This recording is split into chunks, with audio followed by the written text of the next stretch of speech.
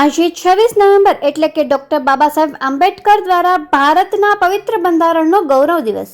બંધારણના રચયિતા મહાનાયક ડોક્ટર બાબા સાહેબ આંબેડકરે દરેક નાગરિકને, ખાસ કરીને મહિલાઓને મળતા મૂળભૂત હક, અમાનત અને અધિકારો દ્વારા દેશમાં સમાનતાનો દીવો પ્રગટાવ્યો છે.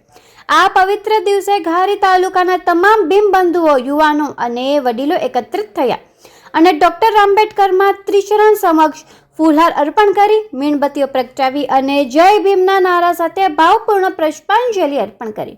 સંવિધાન ગૌરવ દિવસની તમામ નાગરિકોને હાર્દિક શુભેચ્છાઓ. બાબા સાહેબ આંબેડકરે નવેમ્બર એટલે આજે ડૉક્ટર બાબા સાહેબ આંબેડકરે જે બંધારણ દિવસ કહેવામાં આવે છે એ બદલ આજે મેં ફૂલહાર કર્યો, મીણબત્તી જગાવી અને સંવિધાન દિવસને આજે અમે ખૂબ ખૂબ અભિનંદન આપીએ છીએ. આજનો કાર્યક્રમ ધારી તાલુકા લેવલે બાબા સાહેબના સ્ટેચ્યુએ ધારી તાલુકાના તમામ દલિત સમાજના આગેવાનો અહીંયા ઉપસ્થિત રહી અને 26 નવેમ્બર એટલે ભારતનું બંધારણ ગૌરવ દિવસ, દરેક નારીઓનો મુક્તિદાતા ડૉક્ટર બાબા સાહેબ આંબેડકરે જે બંધારણ રચ્યું એમનો આજે ગૌરવ દિવસ એટલે આજે ડૉક્ટર બાબા સાહેબ આંબેડકરના સ્ટેચ્યુએ તમામ દલિત સમાજના આગેવાનો ભેગા મળી બાબા સાહેબને ફૂલહાર કરી, મીણબત્તી જગાવી, પુષ્પાંજલિ કરી અને ખરેખર આમાં તો નારીઓએ આ ચલણ ઉપાડવી જોઈએ, કેમ કે નારીઓના મુક્તિદાતા તમામ હક અધિકારો નારીઓને આપેલા છે અને 18 વર્ષને આમાં સાથે રહી